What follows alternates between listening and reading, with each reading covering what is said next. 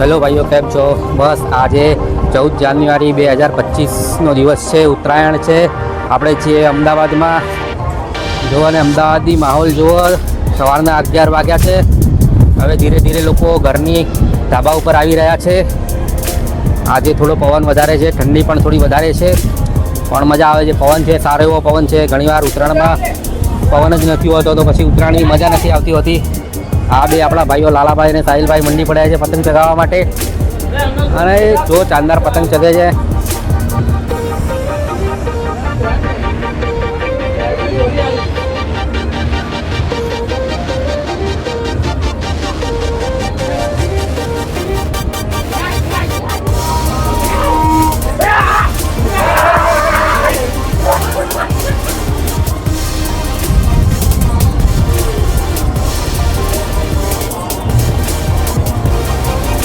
જો આ બધા લોકો હવે ધાબા ઉપર આવી રહ્યા છે. ધીરે ધીરે સ્પીકરો આગવાના ચાલુ થઈ ગયા છે.